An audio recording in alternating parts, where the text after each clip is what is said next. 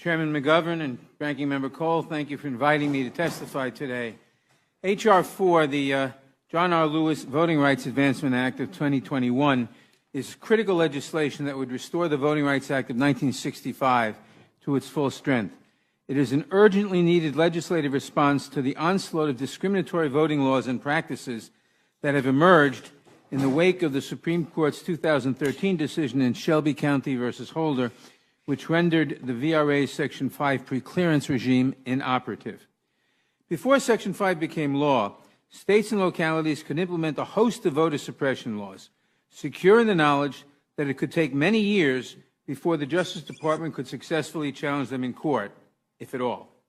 Even if one discriminatory law was struck down, jurisdictions would enact another to take its place, setting up a game of whack-a-mole. Section 5 broke this legal logjam by requiring states and localities with a history of discrimination against racial and ethnic minority voters to submit changes to their voting laws to the Justice Department for approval or to seek a declaratory judgment in court prior to taking effect. The Supreme Court's Shelby County decision gutted Section 5 by striking down the coverage formula that determined which jurisdictions were subject to preclearance.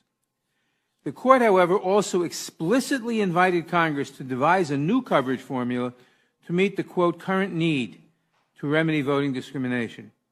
Over the course of 13 hearings during the last two Congresses, the House Judiciary Committee has built a substantial record demonstrating the ongoing and current need for Section 5 preclearance.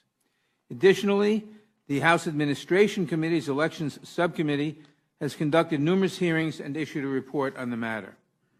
The combined record is clear. In the immediate aftermath of the Shelby County decision, several states swiftly passed voter suppression laws, including many state and local jurisdictions that had previously been subject to Section 5 preclearance.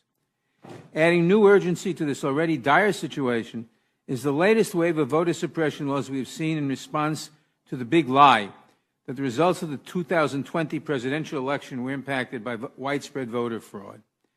According to recent data, 18 states had enacted 30 laws that restrict the right to vote just since the beginning of this year, and nearly 500 other anti-voter bills are pending.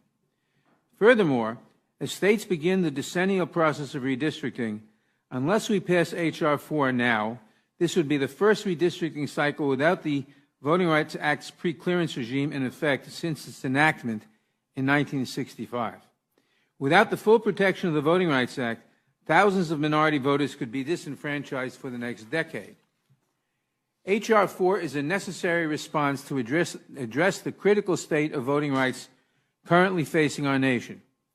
Largely similar to the legislation that passed last Congress, H.R. 4 retains the core provisions of the prior bill while including additional enhancements to the VRA that respond to voting rights developments that have occurred in the interim. Foremost among these core provisions is a new coverage formula that revitalizes the VRA's most essential feature, Section 5 preclearance. This new formula targets those jurisdictions with a persistent pattern of voting discrimination and that continuously moves forward so that it only covers jurisdictions with a recent record of discrimination. The bill also retains a provision creating a nationwide known practices or practice-based coverage formula to supplement the traditional geographic formula if a jurisdiction's minority population meets certain threshold advantages. The most significant change to H.R. 4 is a new provision to address last month's Supreme Court decision in Brnovich versus Democratic National Committee. The Brnovich decision announced several so-called guideposts for lower courts to apply when resolving vote denial claims under Section 2 of the VRA. These guideposts, which had no basis in the statute's text and which run contrary to Congress's intent, appear to have constrained the scope of Section 2. As such, H.R. 4 would further clarify the scope of Section 2 by creating two legal tests the courts must apply to determine a violation of the statute. One for assessing vote dilution claims, such as in redistricting cases, and another for vote denial claims, such as voter ID laws. I also strongly encourage this committee to self-execute my manager's amendment, which makes certain clarifying changes and adds an administrative bailout provision to allow covered localities with no history of voting violations to quickly remove themselves from preclearance coverage. Despite the obvious need for the federal government to respond to the current attack on voting rights nationwide, some have labeled H.R. 4 as a so-called federal takeover of elections. Nothing could be further from the truth. As a constitutional matter, neither Shelby County nor any other voting rights-related decision has diminished Congress's broad authority to eliminate voter discrimination under the 14th and 15th Amendments or to regulate federal elections under Article 1's Elections Clause. H.R. 4 is named in honor of our late dear colleague John Lewis, who along with many other Americans shed his blood to secure passage of the Voting Rights Act of 1965. At this pivotal moment in our history, when there is a nationwide assault on the right to vote that threatens to disenfranchise minorities across the country, Congress must swiftly pass this critical legislation to protect our citizens and our democracy. I thank you for your consideration, and I look forward to your questions. Thank you very much, Mr. Jordan. Thank you, Mr. Chairman, and to you and Ranking Member and the members of the Rules Committee. H.R. 4 is just another attempt to exert federal control over states and localities. It's a partisan power grab. In 1965, Congress passed the Voting Rights Act to overcome pervasive state resistance and barriers that prevented minorities from exercising their right to vote. In 2013, the Supreme Court in Shelby County versus Holder held that continuing to require states to, quote, pre-clear election law changes based upon conduct from decades ago was an unconstitutional invasion of state sovereignty. The court recognized that, quote, the conditions that originally justified these measures no longer characterize voting in the covered jurisdictions. And that's a good thing. It means we've made progress. I mean, we should frankly be celebrating the amazing changes from what was happening, the wrong things that were happening in the 60s compared to where we are today with our voting laws. The court also found that if Congress drafts a new coverage formula, quote, exceptional conditions must exist to justify the extraordinary departure from the traditional course of relations between the states and the federal government. Thankfully, America of 2021 is not America of 1965. As I said, despite what Democrats want everyone to believe, these exceptional conditions do not exist. There is no recent record of rampant voter suppression or discrimination. In fact, minority participation in elections today is exceptionally better than it was in 1965. And during the 2020 election, voter turnout was higher across all racial groups. In fact, from the Shelby County decision, Chief Justice Roberts said black voter registration before the VRA in Mississippi was 6.4%. Today, or actually in 2004, I'm sure it's higher today, 2004, 76.1%, higher than among white voters in the state of Mississippi. That's what you call progress. That's a good thing. We should celebrate that. Regardless of the data and the Supreme Court precedent, the Democrats still insist that a pre-clearance regime is necessary. The latest version of H.R. 4 is a federal takeover of elections contrary to the Constitution's clear intention. H.R. 4 includes a new coverage formula that would allow federal court to retain jurisdiction over state or political subdivision for 10 years if as few as 3 voting rights violations had occurred over the last 25. But H.R. 4 also takes a novel approach to determining and defining what's a violation, where a state or political subdivision can rack up voting rights violations without any final court judgment of discrimination. Someone just brings a claim. There might be some kind of settlement because the state or the local jury that doesn't want to spend taxpayer dollars or whatever and go through a court decision, and that's going to be tallied up as a violation. Instead of settlement agreements and consent decrees in addition to court orders and objections by the Attorney General will suffice to trigger a violation designation. Let's be honest, the real aim of this provision is to utilize the pre-clearance process to allow the Democrats' political allies at the Department of Justice and other left-wing organizations to control state election rules in violations of the principles of federalism. H.R. 4's practice-based coverage provision doubles down on the unconstitutional pre-clearance formula.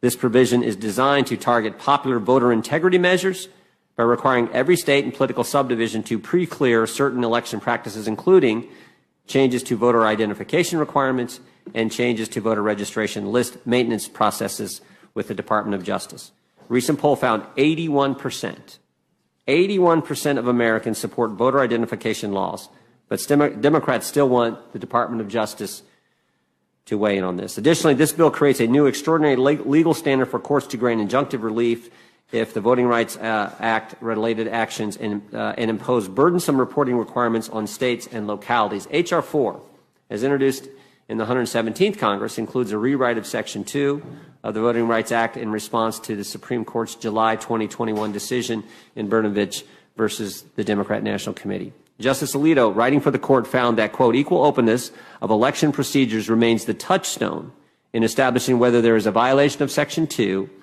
and he set out a non-exhaustive list of factors for courts to examine during its totality of the circumstances review. The Democrats didn't hide the ball with this one. They specifically wrote in H.R. 4 that courts may not consider any of the factors Justice Alito laid out in his opinion. To justify the unconstitutional federal reach of H.R. 4, Democrats have argued that states have enacted allegedly suppressive voting laws. This is not the case. Simply not true. It's easier today for eligible Americans to vote than ever before in our nation's history. Voting remains a fundamental, constitutionally protected right in this country, and Republicans want every eligible citizen to vote and every legal ballot to count. But Democrats and their allies in this administration want to politicize the enforcement of the Voting Rights Act. Look no further than the recent actions from the Justice Department. In 2020, we all know about this because it happened in several of our states. In 2020, state and local governments were tasked with administering elections in a safe manner during a once-in-a-lifetime virus. Many states adopted temporary voting procedures to reduce public health concerns, sometimes in a manner that I clearly believe violated Article 2 of the Constitution, despite prominent public health officials saying that in-person voting was safe.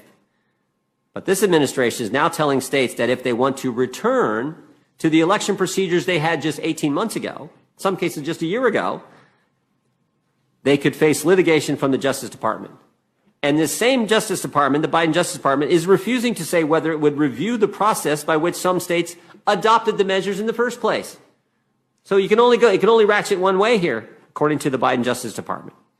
And now we see the Biden Justice Department suing states that are trying to improve election administration by implementing voting integrity measures. What's telling, however, is that the Biden Justice Department is targeting only Republican-led states and ignoring Democrat-led states. Imagine that. Such as President Biden's home state of Delaware, that has more restrictive election administration laws than several of the states that have been in the news and have been targeted by this Justice Department. These changes in Republican-led states seek to not only enhance election integrity, but also increase the public's confidence in the election process. This is exactly how our country's voting system was set up to work. States and localities analyze what worked for them during the past election and then make changes accordingly. They do not need bureaucrats in Washington telling them how they should run their election. North Carolina's Lieutenant Governor Mark Robinson said it best when he testified before the Judiciary Committee. As the chairman indicated, we've had a number of hearings. Mr. Robinson said this: we need to stop this. The insinuation that somehow the people in Washington, D.C. know better than the people in North Carolina. You do not.